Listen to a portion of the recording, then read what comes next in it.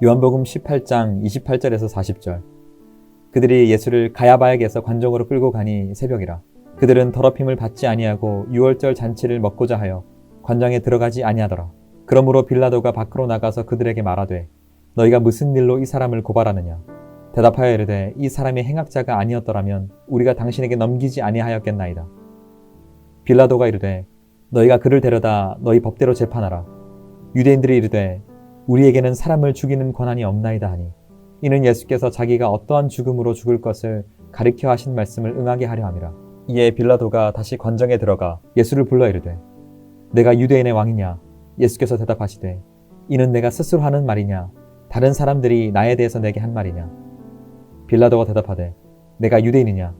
내 나라 사람과 대제사장들이 너를 내게 넘겼으니 내가 무엇을 하였느냐. 예수께서 대답하시되 내 나라는 이 세상에 속한 것이 아니니라. 만일 내 나라가 이 세상에 속한 것이었더라면 내 종들이 싸워 나로 유대인에게 넘겨지지 않게 하였으리라. 이제 내 나라는 여기에 속한 것이 아니니라. 빌라도가 이르되 그러면 내가 왕이 아니냐. 예수께서 대답하시되 내 말과 같이 내가 왕이니라. 내가 이를 위하여 태어났으며 이를 위하여 세상에 왔나니 곧 진리에 대하여 증언하려 함이로다. 무릇 진리에 속한 자는 내 음성을 듣느니라 하신대. 빌라도가 이르되 진리가 무엇이냐 하더라. 이 말을 하고 다시 유대인들에게 나가서 이르되 나는 그에게서 아무 죄도 찾지 못하였노라. 유월절이면 내가 너희에게 한 사람을 놓아주는 전례가 있으니 그러면 너희는 내가 유대인의 왕을 너희에게 놓아주기를 원하느냐 하니 그들이 또 소리질러 이르되 이 사람이 아니라 바라바라 하니 바라바는 강도였더라. 안녕하세요. 우리 신입교 오경석 목사입니다. 오늘은 고난주간 셋째 날입니다. 요한복음 18장 28절부터 40절 말씀으로 파부 침주 신앙이란 제목의 말씀 묵상을 나누겠습니다. 파부 침주라는 말은 솥을 깨트리고 돌아갈 배를 가라앉힌다는 뜻입니다. 전쟁터로 나가면서 살아 돌아오기를 바라지 않고 죽기를 각오하고 싸우겠다는 의미입니다. 중국 한나라의 명장 한신이 조나라의 군대를 공격할 때 한신이 조군에 쫓기며 큰 강을 뒤로하고 그 앞에 진을 칩니다. 그걸 바라보던 조군이 어리석은 전법에 코웃음을 칩니다. 그러나 한 발짝이라도 물러서면 강물에 빠져 죽게 된 한신의 군대가 막다른 전쟁터에서 죽을 각오로 싸워 승리하게 됩니다. 이처럼 더 이상 물러설 데가 없는 절박한 상황에서 필사의 노력을 기울여 어떤 일을 대처해 나가는 방법을 배수진이라고 합니다. 백제의 마지막 충신이던 계백장군의 일화도 유명합니다. 계백은 660년 여름에 의자왕의 명령으로 황산벌 전투에 참여하게 됩니다. 당시 신라군은 5만 명, 백제군은 5천 명이었습니다. 계백은 전쟁터로 떠나기 전에 집에 잠시 들립니다. 이번 전쟁은 아주 어렵소. 전쟁에서 치면 부인과 아이들은 적의 노예가 되어야 할 거요. 살아서 치욕을 당하느니 차라리 여기서 끝내는 게 좋겠어. 계백은 칼을 빼서 부인과 자식을 죽입니다. 신라군은 계백의 군대를 4차례나 공격했음에도 불구하고 모두 실패하고 말았습니다. 예수님의 삶을 보십시오. 직선처럼 선명했습니다. 인간관계, 돈 문제, 어느 것 하나 걸리는 것이 없었습니다. 오로지 사명에만 집중하면 됐습니다. 여기서 우리가 배우는 것은 우리 인생을 좀 단순화시키는 것입니다. 예수님께 집중하는 것입니다.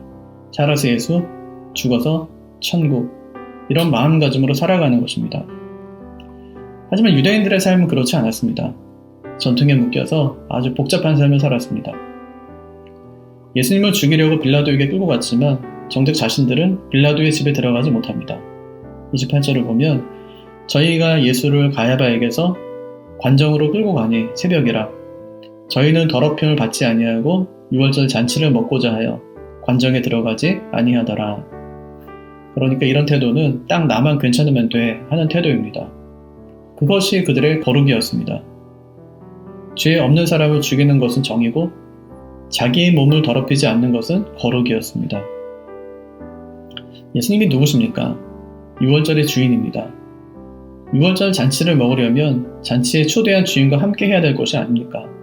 그런데 잔치의 주인은 총독의 집에 보내 죽이려 하고 자신들은 잔치에 참여하여 먹으려고 합니다. 비정상적인 사람들입니다. 벌써 세 번째 재판입니다. 예수님이 잡힌 지 몇 시간이 되지 않았습니다. 이런 철야 재판은 불법입니다. 더군다나 그들은 빌라도의 집에 들어가지도 않고 재판을 요구합니다. 뭐 이런 재판이 다 있습니까? 있을 수 없는 재판입니다. 성경 어디에 이방인의 집에 들어가면 더러워진다고 했습니까? 이것은 사람이 만든 법입니다. 그들은 자기가 만든 법에 갇혀 있었습니다. 우리가 사명을 따라 살려면 좀 가볍게 해야 합니다. 하나님은 십계명을 주셨고 예수님은 그것을 두 가지로 압축해 주셨고 다시 한 가지로 서로 사랑하라고 요약해 주십니다. 아무리 생각해도 단순한 것이 힘입니다. 사명을 한 문장으로 요약하고 힘을 집결할 수 있어야 합니다. 예수님은 사랑 하나에 집중하며 사셨습니다. 예수님이 하신 모든 일에 물음표를 한번 달아보십시오. 왜 그렇게 하셨나 하고 물어보십시오. 대답은 한 가지입니다. 사랑하니까.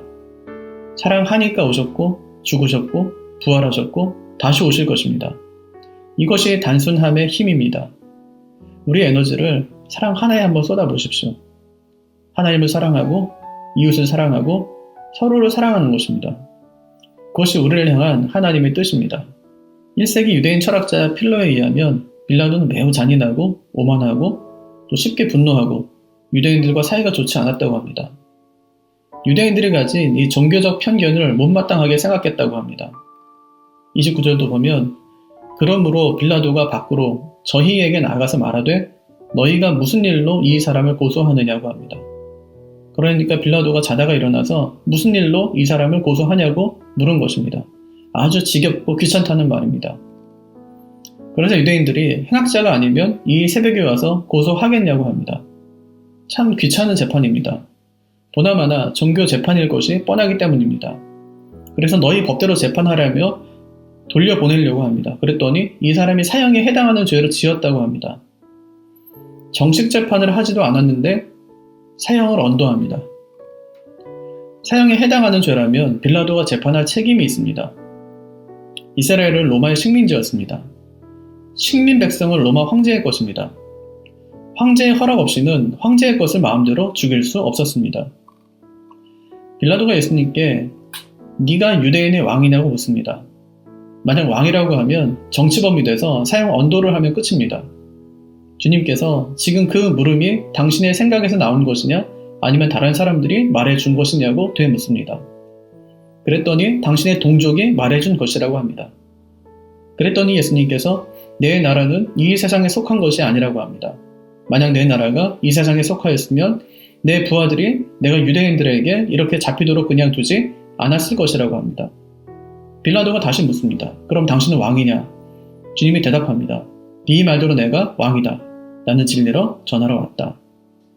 내가 우리 집의 왕이라고 하면 그게 역정무의인가요? 반역죄인가요? 그렇지 않습니다. 빌라도는 예수님의 말뜻을 금세 알아차립니다. 그리고 그에게 죄가 없다고 선포합니다. 그런데 왜 2000년이 지난 지금까지 그가 욕을 먹습니까? 자기가 생각해도 죄 없는 분을 사형장에 내주었기 때문입니다. 예수님을 사형장에 내준 이유가 무엇입니까? 유대인들의 눈치를 봤기 때문입니다. 혹시 폭동이라도 일어나면 로마 정부로부터 자신이 좌천될 것이 두려웠기 때문입니다.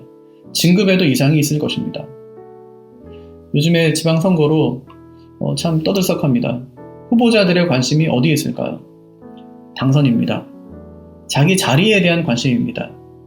정치는 고도의 자리 싸움입니다. 진영의 논리, 계파의 논리입니다. 빌라도 역시 이 논리로부터 자유롭지 못했습니다. 그래서 예수님을 죽음의 자리에 내놓습니다.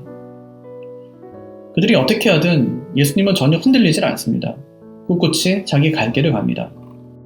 이순신 장군이 명량 대첩에서 적을 앞에 두고 퇴로를 차단하면서 두려움에 빠진 수군들에게 이렇게 말합니다. 살고자 하면 죽을 것이요 죽고자 하면 살 것이라. 예수님이 십자가 죽음을 가로막는 제자들에게 이렇게 말씀하십니다. 누구든지 제 목숨을 구원하고자 하면 잃을 것이요 누구든지 나를 위하여 제 목숨을 잃으면 찾으리라. 신앙의 퇴로를 차단하시기를 바랍니다. 신앙의 배수진을 치시기를 바랍니다. 주님은 손에 쟁기를 잡고 뒤를 돌아보는 자는 하나님의 나라에 합당치 않다고 하셨습니다. 고난주간에 나는 이 땅에서 무엇을 위해 살아야 될지 다시 한번 점검하시기를 바랍니다. 가야 될 길, 해야 될 일을 명확히 하고 파부침주하는 심정으로 십자가의 길을 걷는 우리 모두가 되기를 바랍니다.